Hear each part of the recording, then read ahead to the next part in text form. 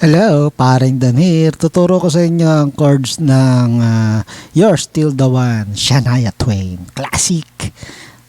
Mga katipa, supposedly, gagamit ng kapo sa first fret. Ngayon, wag na. Wag na natin gamitan. First fret lang naman. Tutugtog na lang tayo. Papraktisin nyo na lang.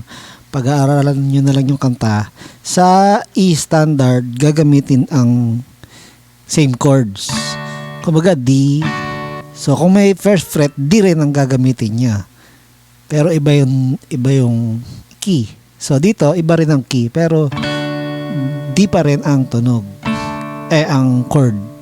So kung gumamit ka ng first fret, yung pinag-aralan mo rito, ganun pa rin ang gagawin mong chords. Okay? So wala na lang tayong kapo.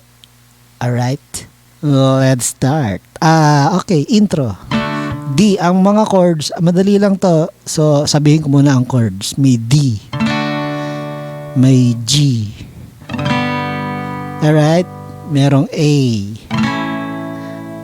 Ano pa? E minor. Yun. Wala na yata. Okay? Pag meron pa, mamaya na lang. Yun. So, let's start. 2 counts. D, 1 and 2. Isa pa. 1 and 2. And then G. 2 counts. 1 and 2. A and 2. Yun ang intro. Okay? Again. Paano strumming? Mabagal lang to. Ballad. 1 and 2 and 1 and 2. So, dun sa timing na yun, ano ang pwede mong gawin? So, puro down up lang naman yan, strumming. So, 1, ayun, pwede, no? Marami-rami. Down, up, down, up, down, up, down, up. Yan. 1 and 2 and, di ba? Down, up, down, up, down, up, down, up. 1 and 2 and 1 and 2. Pwede. So, itry mo sa intro. D, 1 and 2 and 1 and 2 and G, 2 and A and 2 and paring doon, ang pangit, ang dami. Alam ko yun. Ganito. Babawasan mo yan kasi pagagandahin mo na yan. Hindi mo iisipin ang paano ba yan? Down, down, up. Hindi mo iisipin yun. Hindi ka gagawa ng pattern. Ang gagawin mo, pagagandahin mo sa pamamagitan ng pagbawas nung ginawa mong practice. So pag nasanay ka na sa timing yan, 1 and 2 and 1, saka mo na babawasan yan, 1 and 2, nasanay ka na sa kamay mo, muscle memory na yung kamay mo sa strumming, sa timing, 1 and 2, ikaw na ang gagawa, ikaw na ang babawas para mapaganda yung tunog.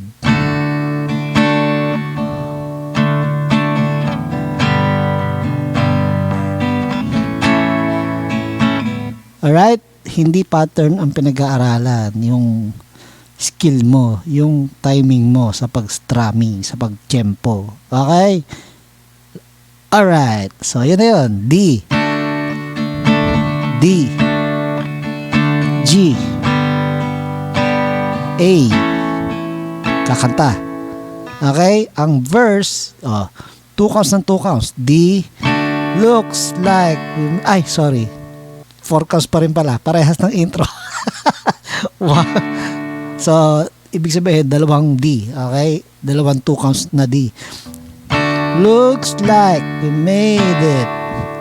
Ganun pa rin. G and 2. Come my baby. It's the long way. We knew we'd get A. D. They said. Parehas lang ng intro. Ito, but just look. Ito, magiging 2 counts na lang ang D. But just 1 and 2, G and 2. Ito, 4, yung A. Still to get D and 2. Nagpalit sila. G and 2 and A, 2 and 3. Yun lang. Medyo mahirap yung lipat na na. G and 2 strong 2 3. Yun. After ng 3, lipat ka agad sa A, 1 and 2 and 3. Gets mo? 1 and 2 and 3 and 4. Yun, parang ganon. Yung G, kinuha niya yung N4. Okay?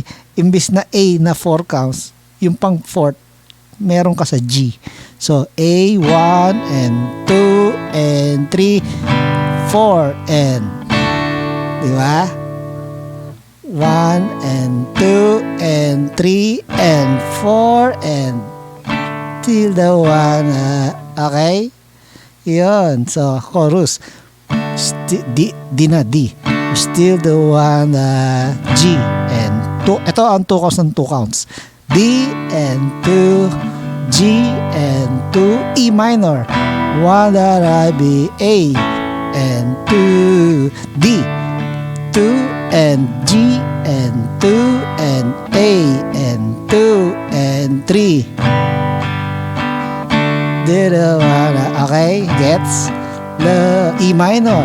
A, D, still the one I G.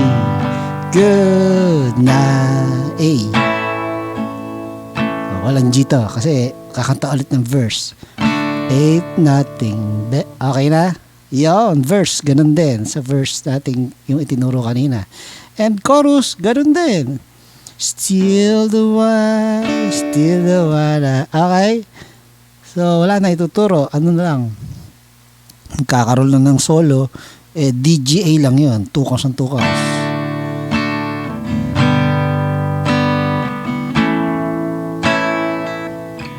Still the one. Ganun lang kabilis.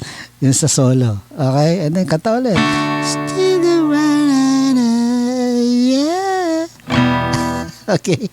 Wala na kayo tuturo. Yun lang talaga. Diba? You're still the one.